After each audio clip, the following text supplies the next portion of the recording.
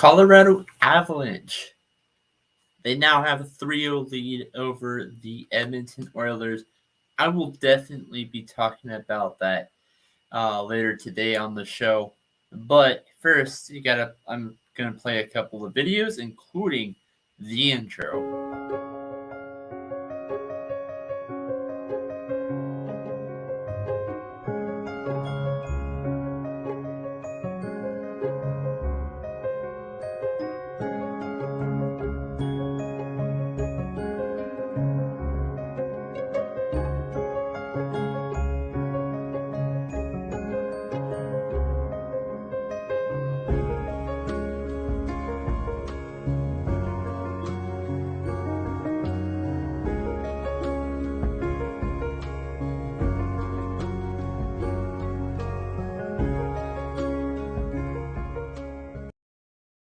Hey, I'm straight up off the block, hopped in the phone and pushed the top back. I've been hustling for a long time and I can't stop that. Big like I'm that, best believe it, and them all back. Yeah, I be ballin' all the time, I'm point guard and a quarterback.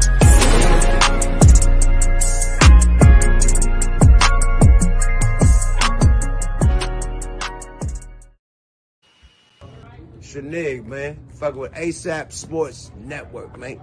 Tune in, stay logged in, and stay mouthed in. You dig? Yuck mouth. Yada da. Boy!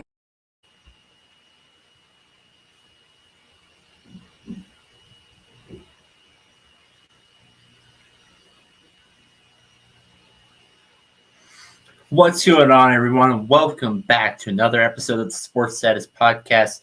You can find this show right here on Facebook, YouTube, Twitch, Twitter, wherever. Welcome in for another episode.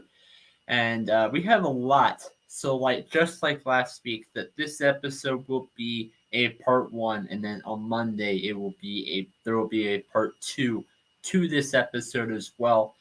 I got a lot of hockey to talk about, a lot of basketball to talk about, a lot of cross to talk about, a lot of football to cover as well. So to start things off, the Colorado Avalanche now have a 3-0 lead over the Edmonton Oilers. Game 1 covered it on Monday with DeLorean, and that one Colorado won. But they also gave up 6 goals in the process. It was just back and forth battle. Basically, it was a game of who can score more. 8-6 was the final score. Game 2, complete shutout. But the one thing that stuck out to me in Game 2 is that Nathan McKinnon, monster for that Colorado Avalanche roster, all the Colorado Avalanche team, he had 11 shots on goal. He made a goal as part of that 4-0 blowout. But it was just but he attempted to shoot 11 times. In fact, Colorado had more shots on goal that game than Edmonton did for shots on goal for that game. You look into the game 3. Nathan McKinnon, 5 shots on goal, 1 attempt, 1 point. He didn't score any goals today, but the biggest key here is that Mikko Rantanen. Apologize if I butcher any of these names. I'm still not there yet on the pronunciation. I guess that's just what I'm trying to say. Mikko Rantanen. He had 8 shots on goal today, with 1 goal. But the thing that I wanted to point out here, shots attempted for the Edmonton Oilers, 29. Shots attempted for the Colorado Avalanche, 42. Again, not quite double, but almost double. thing here is the reason Colorado has been why they have the 3-0 lead is because Colorado can put up some of the defense. They're loaded everywhere. But Colorado's defense is why they're winning, why they've won all 3 of these games. Connor McDavid, they do have talent on. Edmonton still has a talent on their roster. They have Leon Draisaitl, Connor McDavid. He scored a goal today. Ryan Mcdavid scored a goal today. But I just don't think it's enough.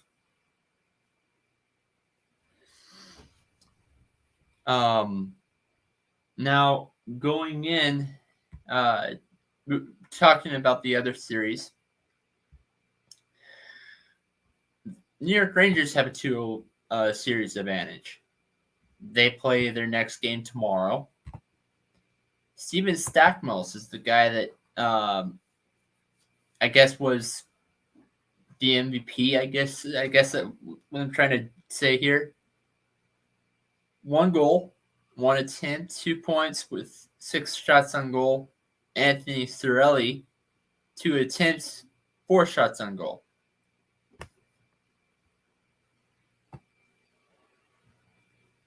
But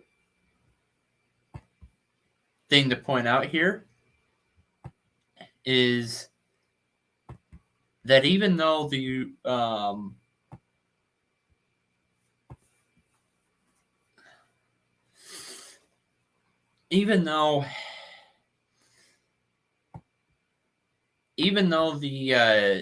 Rangers won by 6 goals, by 4 additional goals in game 1, they had less shots on goal than the Tampa Bay Lightning. 39 compared to 34. You look in the game 2. That was a closer game. Rangers still won 3-2. 28 shots on goal for the New York Rangers. Tampa Bay Lightning 31. They're making more shots. Tampa's making more shots. But those aren't capitalizing into goals.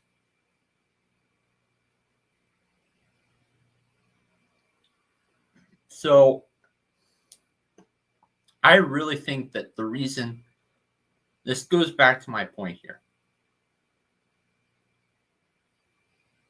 Defense and playing goalie is going to get you farther in playoffs than having a high-powered offense with no goalie. Or goalie that's not as talented.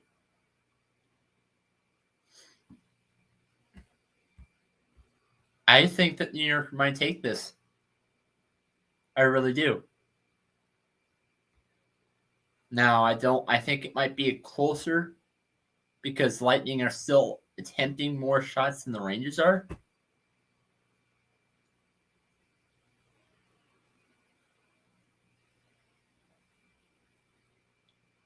But I'm gonna go with Rangers in 6. Colorado, I think, might take this in 5 at most. At most. If not a 4-game sweep. Moving away from hockey, going into NBA, and I get it. Basketball is talked about way too much on this network. We cover it a lot. So I'm not going to spend a lot of time covering basketball, but I do wanted to bring up 2 players. And that's Al Horford for the Boston Celtics And hold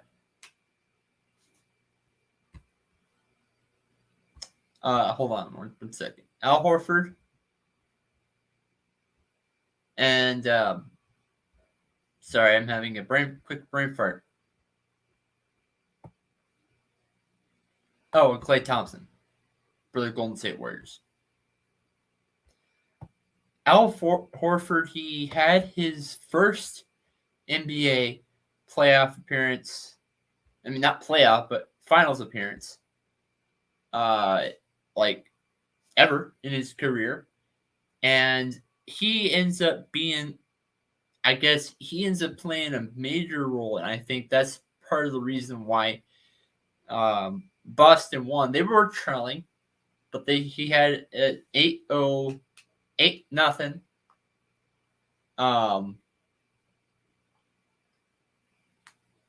8-0 come from behind. Basically, shot at 8 points coming from behind, and they were able to pull it off 120 to 108.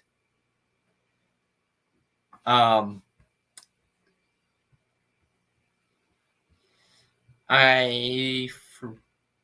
need to upload something real quick. Just one moment. So go ahead and play. Just give me 1 second, guys. Oh, no, I actually have it up here. Al Horford. He was able to make most of his shots in that game, mostly shooting from three. Did go up to the paint a little bit, and especially up to the rim once. But he most of his shots were shooting from three. I don't know what Klay Thompson was doing. Now, Klay Thompson, this is the first season that he was completely healthy since 2018 when the Golden State Warriors completely blew out and swept the Cleveland Cavaliers. Basically, he tried to go for the three for a little bit, made half of his shots, go up the inside, and he only made a couple. He's not making all of his shots, so it wasn't really a great game for Klay Thompson. And moving on again, leaves us with the last sport to talk about, and that's the NFL. Now, Cole is out of town, so he actually won't be able to bring up what his top is number 8 to number 9 to number 16 are. But I am able to mention mine. I do, however, have it in a different tab, so again, I'm going to pull it up here in just one moment.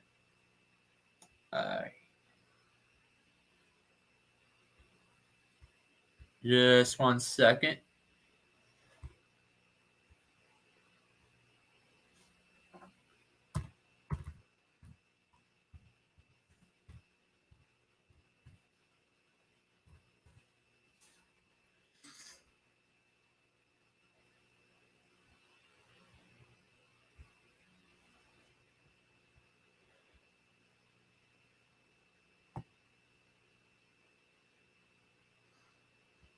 So, for those that don't remember, my number 17 to number 32 on my power rankings.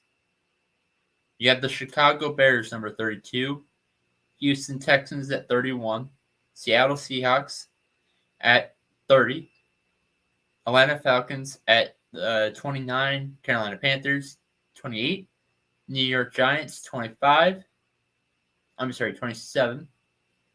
Detroit Lions 26, Jacksonville Jaguars 25, New York Jets 24, Washington Commanders 23, Pittsburgh Steelers 22, New England Patriots 21, and then Miami Dolphins number 20, Arizona Cardinals number 19, Dallas Cowboys number 18, and then the Las Vegas Raiders at number 17. Which brings us to this week. Number 16.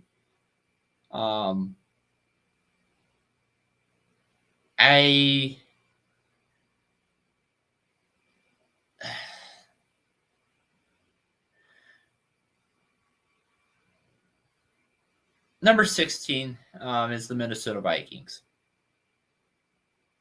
Kirk's okay. Okay. He's a mediocre quarterback who plays on a stupid contract. Basically, in somewhat robbing money from the Minnesota Vikings. The offense that was built around Kirk, though, love it. You have Justin Jefferson, Dalvin Cook, and then Adam Thielen.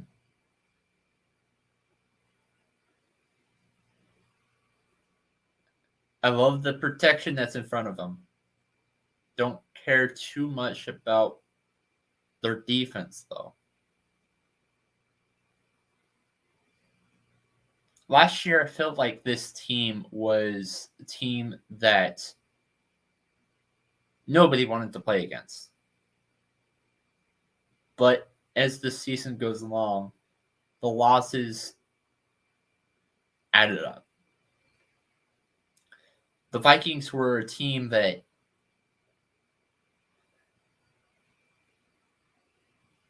can really keep the points going, but at the same time, took an L.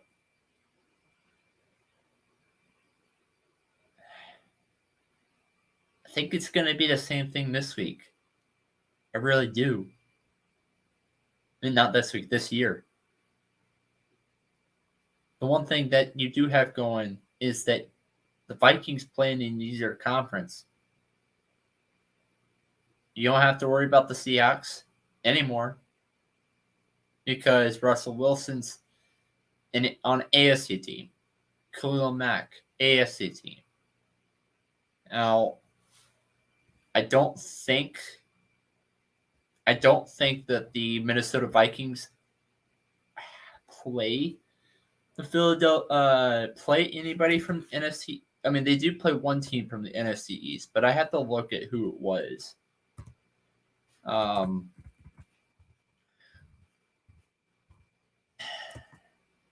don't think y'all are winning the division.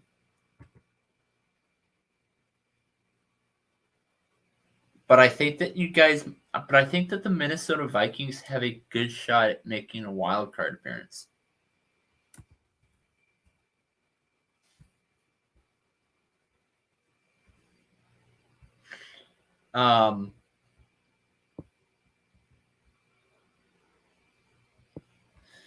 So then it goes to number 15.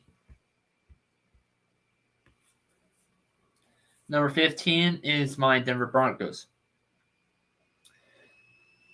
Broncos traded for Russell Wilson this last offseason. Lost Noah Fant, lost Shelby Harris, lost Drew Lock. Drew Lock, terrible. Terrible. So, glad he's gone. Shelby Harris, yeah. Noah Fant, I can understand. I like the guy, but I can understand why Denver got rid of him. It's not really a typical tight end that is good at blocking. But he does make the catch, and he does get the yards after the catch. So I understand why Denver got rid of him. I just a little sad about it. They also lost a lot of draft picks in return. From Seattle's standpoint, I understand why they did that. But from Denver's standpoint, I liked it as well. They didn't really, looking at this year alone, They lost their number 1 pick. Not number 1. Number 9 overall pick. And they lost their first pick in the second round. Now, they did lose a couple of picks from the upcoming years. How is that going to play after this season? As of right now, saying this as of right now, I still like the move that Denver made.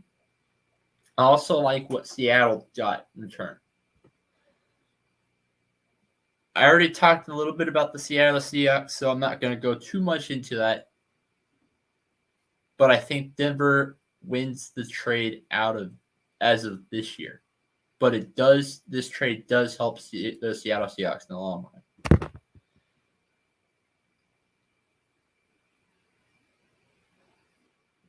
Why do I have Denver? They're the first team and second team. Actually, take that back because the Las Vegas Raiders, I have it as my number 17 team.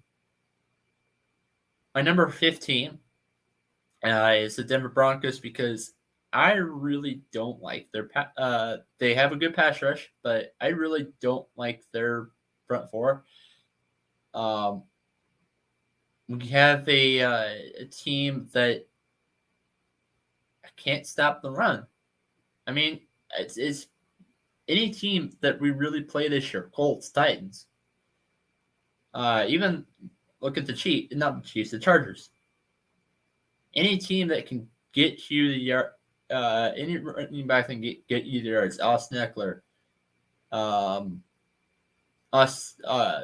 Derrick Henry, Alvin Kamara. If they're playing any of them, I mean, Alvin Kamara doesn't. The Saints don't play the Broncos this year, but you get the point.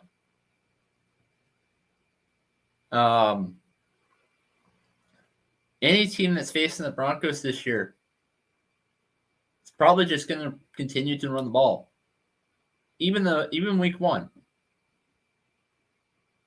Even week one, Broncos play the Seahawks Monday Night Football. I can totally see Pete Carroll go, run the football, run the football, run the football. I said this 2 weeks ago. The Seattle Seahawks is the only NFL team where they really don't have anybody to be excited about their quarterback position. The weakness for the Broncos this year is not even close, is stopping the run. Also, looking at the receiver core position, they have a good wide receiver by committee. But they don't really have one that stands out. However, now that set aside, I do think Tim Patrick might be a standout player this year because he is the only wide receiver last year that did not drop a pass. I'll get to it when I get to the Chiefs, but more on the whole drop pass thing. But I'll get to that when I get to the Chiefs. Tennessee Titans is my number 14. A.J. Brown is gone. Should I be worried? I don't really think people should be worried. I don't think people should be that worried about him.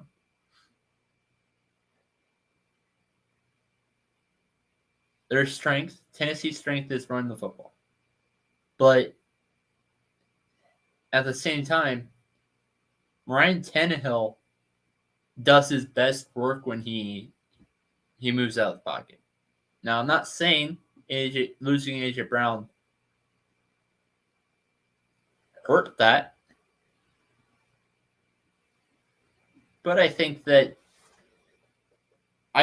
do think what they have could be able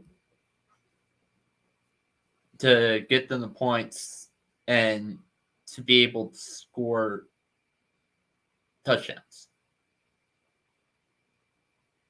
They did get not Brandon Cooks, but Robert Woods from the Los Angeles Rams. And they also, I'm forgetting his name, but they also drafted a wide receiver after they traded A.J. Brown.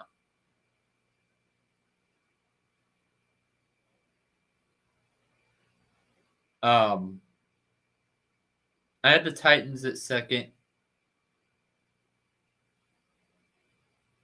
Now, number 13, like the Arizona Cardinals, they have a lot of drama on their team.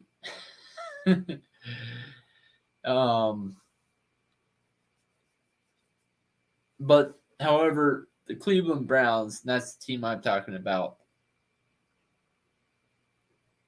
they have a little bit less drama, like less things going on that is concerning. It's just more popular. I guess that's what I'm trying to say. They traded for Deshaun Watson this year. We don't even know if Watson's going to even be playing the full season. It's probably going to be the case.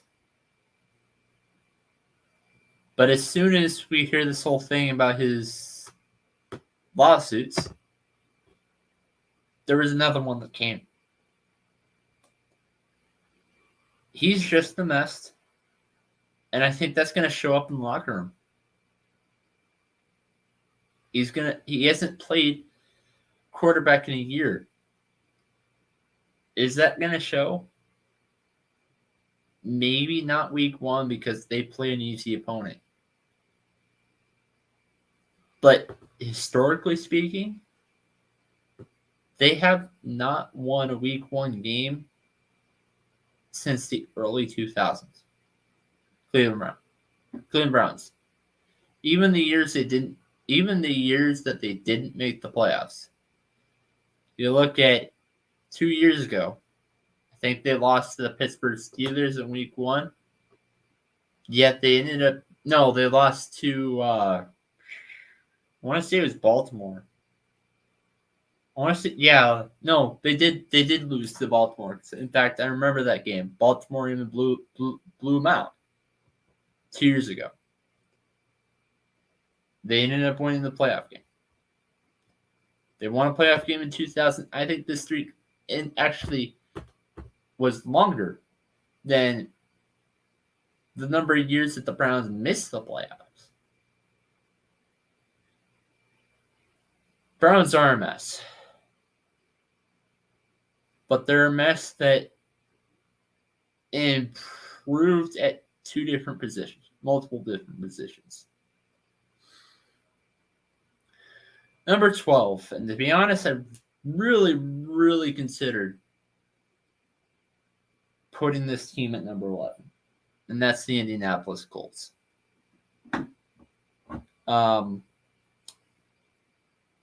Jonathan Taylor is out there. Jonathan Taylor's out there. I feel like they do need a wide receiver. They brought in Matt Ryan, a little older, but Matt Ryan wasn't the problem in Atlanta. Now, the one thing that I do want to say that is funny, Matt Ryan could potentially be the only quarterback to lose to all 32 teams. Jacksonville Jaguars, Las Vegas Raiders, and the Atlanta Falcons are the only teams that he's never had a loss to. Well, duh. He played for Atlanta last year. He played for Atlanta since he was drafted there. But Jacksonville and Las Vegas, every time he's played, he's never lost.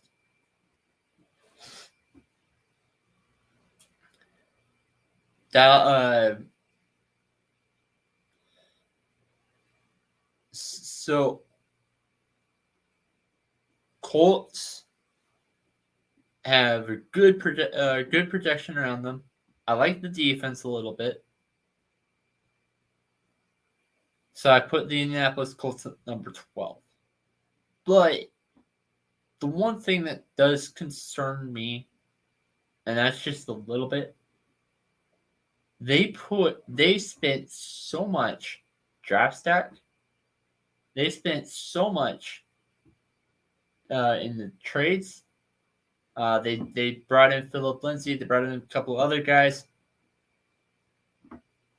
Free agency signings, just on running backs. I think that's going to take away from Jonathan Taylor just a little bit. And my number 11 is the Green Bay Packers. They lost Devontae Adams. They got 3 players from the draft. They didn't have very many draft stock. They just had 3 pieces. Now, granted, I love what they got. They actually drafted another wide receiver. They actually drafted a wide receiver in the 2nd round, which that was the shocker. First round, they didn't spend it on anything. Well, actually, they spent it on a defensive player, which was stupid, but I get it. Their defense is going to be stacked. And Aaron Rodgers, I hate to say it because I'm starting to not become a fan of this dude, but I think he's going to find a way to win the division. He's going to choke in another playoff game, probably to the 49ers, but he's probably going to win the division. And that's how I feel about Tampa Bay. Well, except the choking. I think the defense is going to shine more than their offense this year. They do have Tom Brady in the backfield, but I think his age might show a little bit. Not, I get it, people were saying every year, but every year he gets older and older and older. There has never been a quarterback who's 46 years old still playing in the NFL. Ryan Fitzpatrick retired 2 days, I think, yesterday or today.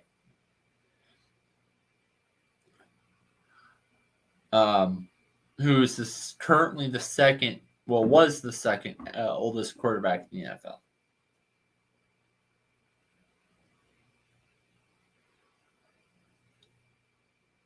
I don't really feel confident in Leonard Fournette, especially in that running game. I think they're going to win games this year because of their defense. Don't have them winning the division. They brought in Akeem Hicks, which helped. So defense is going to get them a wild card. And to be 100% honest with you, I think that Tom Brady came back from retirement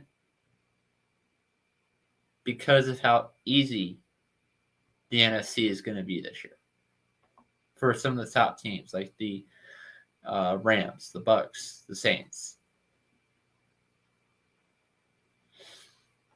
which that gets into number 9. Number 9, they have Michael Thomas. They have Jarvis Landry. And then they drafted another wide receiver, which blank on his name. Oh well. All 3 of those guys are slot guys, slot receivers. Saints, for the first time, Jameis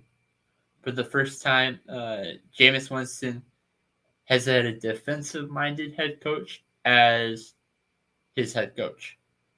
Everybody that everybody for him, and just tried to encourage Jameis Winston to throw the football.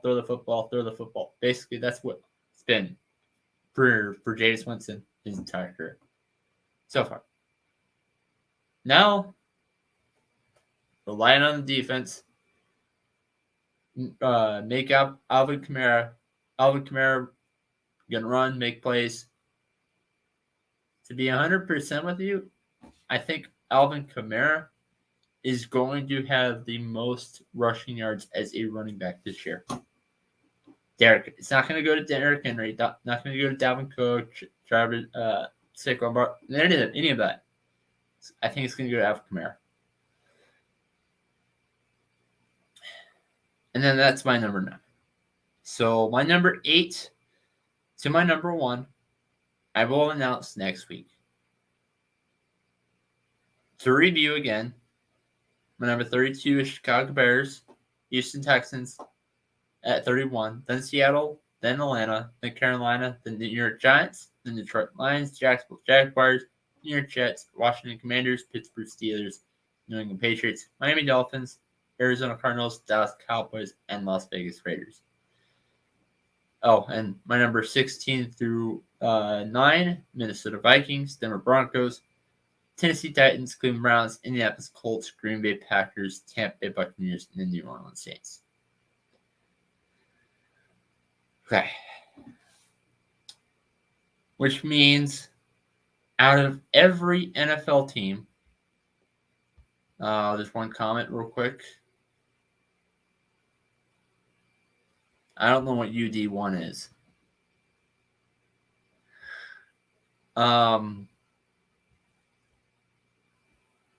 So, which brings me to one other comment. One last topic, and then I will go ahead and close it out for tonight.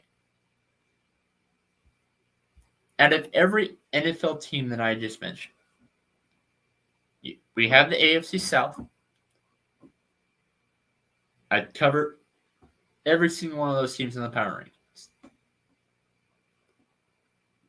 But now I think it's time that I go and break down one other division for their power rankings, and that's the NFC North. Looking at schedule for the Green Bay Packers. Pull that up in a second. That's the NFC South. Just 1 second. Carolina Panthers, Jacksonville Jaguars, Tennessee Titans, Houston Texans. Okay, cool. I'm scrolling through it real quick. I wrote on Google Docs, and I'm not done with all the divisions yet. Still got the AFC East to go. I think that I follow the preseason because that's going to tell me more. Not for the team. You know, who cares if Packers beat the Chiefs, Chiefs beat Packers, Saints beat the Packers. Anyway, I felt it more because it tells me different information about certain players, especially the rookies. Players that are playing in your team, like Russ and other stuff like that. It tells me what am I going to see as a team. What am I going to see as an individual coach, stuff like that. Just gives me a little bit more of a mindset of what am I going to see before the actual season starts. And so to start things off, Packers, they play the Vikings, and Vikings are the home team. I'm going to give the Vikings a W on this one because I think that the Vikings have a little bit of a stronger offense on this. But and for some whatever reason, Kirk Cousins has a split record with Aaron Rodgers when it comes to head-to-head matches. And because the Vikings are the home team, I'm taking the L. They start off 0-1. Next up, they play the Bears. That's easy. Packers get a W, 1-1. Packers play the Buccaneers. That's more of a harder team to face. Once again, I think that this game's mostly going to go for the Buccaneers, and I think that the Buccaneers will pull this off. And so 1-2. They play the Patriots. Not liking where the Patriots are going this year. Loss. Win. So 2-2. Play the Giants. It's an easy win. Jets, easy win. Packers, Commanders, easy win for the Packers. They play the Bills. That would get them their third loss. Lions, W. Dallas is an intriguing game. Still going to give the win to the Packers. But I feel like with this Dallas Cowboys team, both teams in general got worse from last year.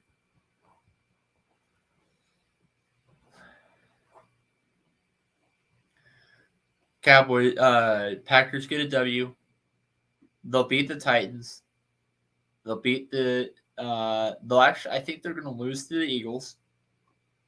Beat the Bears. Lose to the Rams. Beat the Dolphins. Beat the Vikings. And then beat the Packers. Dolphins is going to be another intriguing game because I actually don't think that Green Bay will be facing Tua by then. I think that they're going to be playing Teddy Bridgewater. But I'll get to that when I cover the AFC East in a few weeks. Overall, by the time the end of that schedule happens, I think the Packers will get 5 losses. They play such an easy schedule, so I really don't think that it's going to matter for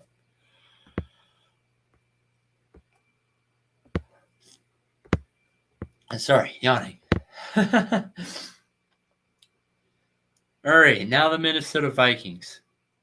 Start off at home, play the Green Bay Packers. I think that the Vikings will get the W, as I mentioned earlier. Then they play the Eagles, which that's going to be a game worth watching for me. But I think that this will go close, and Eagles get the W. So 1-1.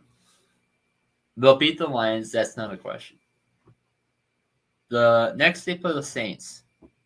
Saints have Alvin Kamara in the backfield. I think Alvin Kamara is going to be used a lot in this game. The Vikings will get a loss. 2-2. Play the Bears, Dolphins next. Both W's. Play the Cardinals. I'm actually going to take a W on this one. Kyler Murray is a little shorter.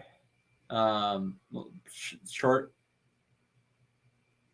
I really don't know what's going on with that offense. They did bring Hollywood Brown, but keep in mind that this is going to be week 8. So actually, I think they're going to have DeAndre Hopkins in this game as well. This is going to be very high scoring, both ways. Don't think the Cardinals will get a winning record in this one, but I think that the Cardinals will pull this off. But I'm going to actually think this is going to be more like an overtime game. So Cardinals get this one. Vikings Commanders. I take the Vikings in that one. Vikings Bills. Another high-powered offensive game, but I'm getting the Bills. The Vikings Cowboys. Give this one to the Vikings. Vikings, Patriots. Give this one to the Vikings as well.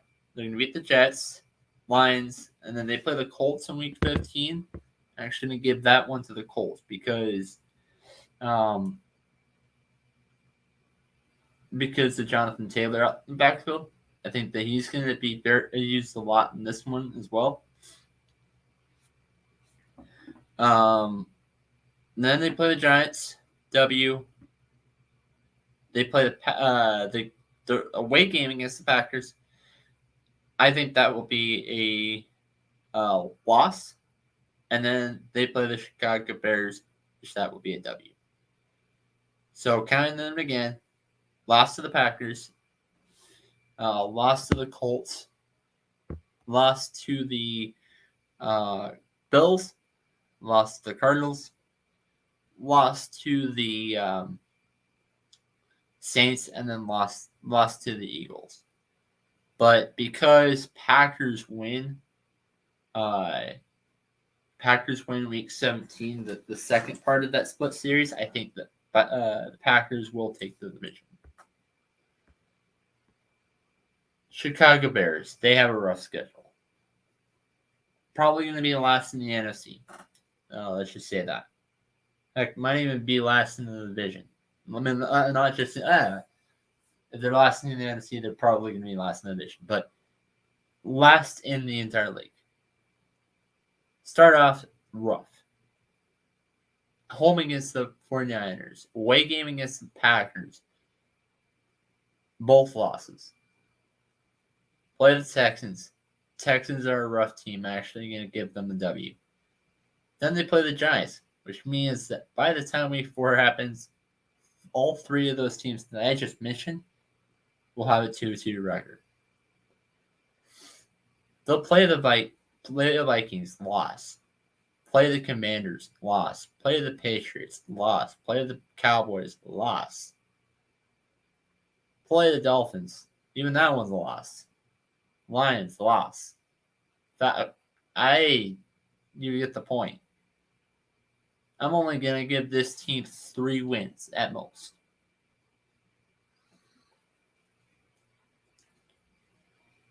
And that's week 3 against the Texans. Week 4 against the Giants, and then week 12 against the Jets. And then week 5. I mean, the fourth preseason game. Start off. The Lions start off against the Eagles. Giving that one a loss. Eagles are more of going to be a tougher team this year with the addition of AJ Brown out there in the backfield. But the Commanders, I'm going to give that one a loss as well. They get in Carson Wentz, which if he's back to his MVP self, and he's a completely healthy guy, you're not going to see 6-game Carson Wentz, 10-game Carson Wentz. No, we're going to see a full 18 games for Carson Wentz.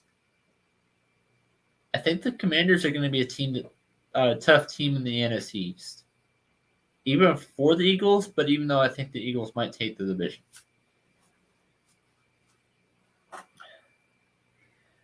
So that the Lions are going to start off rough. So that's 0-3. Play the Seahawks. That's going to be the first win for them. An easy win for them. Then the Patriots. Bill's going to somehow find a way to win that game. Then they play the Cowboys. Loss. Dolphins, loss. Packers, loss. Lions, Bears, that's going to be a W. Lions, Giants, that's going to be a W. Bills, loss. Lions, Jaguars, I think that's going to be a close game, but I see a W in that one too. Lions, Vikings, loss. Then the Lions play the Jets. I can see that one being a W, but I don't. I'm gonna give that one to them. Panthers loss. Then they play the Bears again, win. And then they play the Packers, win. That's 6-7 wins. Lions have an easier schedule for them, for the team.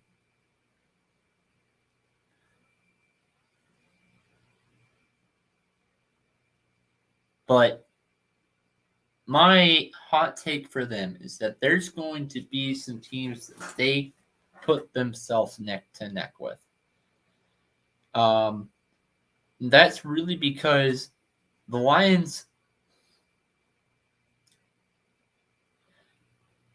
I seriously think the Lions are quarterback away from putting themselves top 12, top 5, top 10 offenses. Don't like where their defense is at. You put 14 players on the team, still can't stop anybody.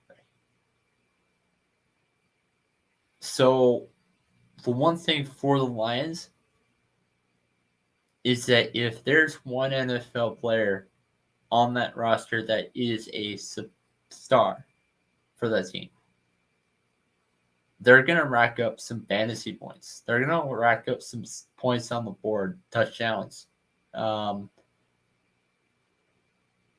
even some yardage. Eagles, you have A.J. Brown. Commanders, Carson Wentz. But even with some of the other wide receivers, they're okay. They're just not. I don't want to say they're starters, but they're okay. Vikings, you have plenty of that. Adam Thielen, Dalvin Cook, Justin Jefferson. Patriots, they can run the ball well. Cowboys, you have the running game as well, so you go Elliott. Although his numbers have been declining as years go on. Dolphins have a star, but I'm worried a little bit about Tua. That Tua Tyreek connection. But Raheem Mostert is probably the reason why I actually think that which is why I'm giving the Dolphins the W. And then you talk about the Packers, Aaron Rodgers, but you also have Aaron Jones out there in the backfield. Bills, Stephon Diggs. Now, notice some of these I am mentioning the quarterbacks, but I'm really talking about the quarterbacks that have that true number one weapon.